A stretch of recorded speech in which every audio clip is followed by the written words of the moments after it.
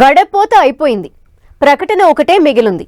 మంచి ముహూర్తం, సరైన టైం చూసి రాజకీయ పార్టీ పేరు, జెండా, అజెండాపై ప్రకటన చేయబోతున్నారు మాజీ ఎమ్మెల్సీ కవిత.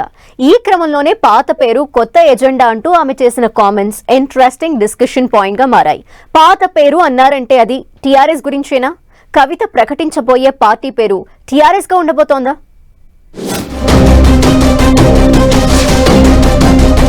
పాత పేరు, కొత్త ఎజెండా అంటున్న కవిత పార్టీ పేరుపై రాజకీయాల్లో ఉత్కంఠ.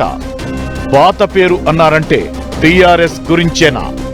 పార్టీ పేరు టీఆర్ఎస్ అని వచ్చేలా ప్లాన్ చేస్తున్నారా? కవిత పెట్టబోయే పార్టీ టీఆర్ఎస్ కు నష్టం చేస్తుందా? టీఆర్ఎస్ పేరును వాడుకునే అవకాశముందా లేదా? తెలంగాణ జాగృతి అధ్యక్షురాలు కల్వకుంట్ల కవిత సొంతంగా కొత్త రాజకీయ పార్టీ ఏర్పాటు చేస్తున్నారు. ఆమె పెట్టబోయే పార్టీ వివరాలను ఈ నెల 25న ప్రకటిస్తారు. ఈ క్రమంలో కవిత పార్టీ పేరు, జెండాపై తెలంగాణ రాజకీయాల్లో ఆసక్తికర చర్చ జరుగుతోంది.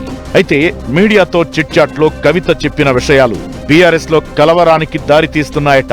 దానికి ప్రధాన కారణం కవిత పెట్టబోయే పార్టీ పేరనే చెప్పాలి. పార్టీ పేరు విషయంలో మొదటిసారి నోరు విప్పిన కవిత పాత పేరు, కొత్త ఎజెండాతో వస్తున్నట్లు కామెంట్ చేయడం ఆసక్తికరంగా మారింది.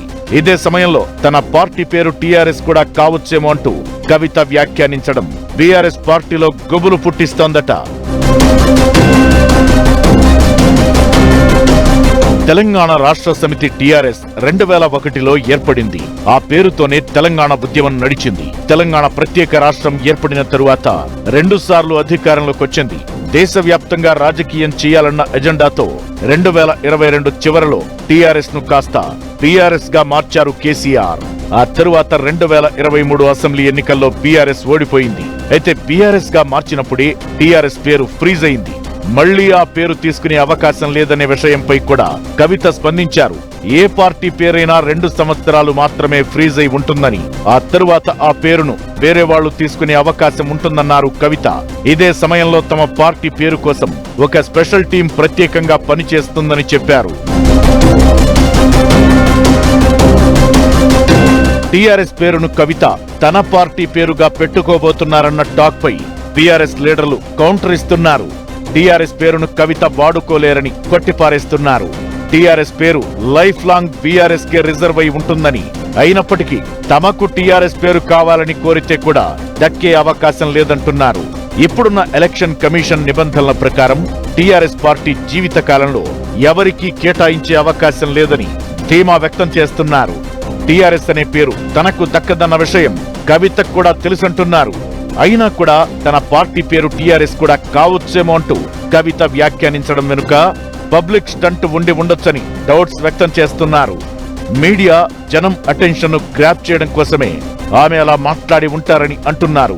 ఇప్పటికే తెలంగాణ ప్రజా జాగృతి పార్టీ కోసం కవిత అప్లై చేసుకున్న ఎలక్షన్ కమిషన్ నుంచి ఆమోదం రాలేదని ఆమె కోర్టును కూడా ఆశ్రయించారని చెబుతున్నారు.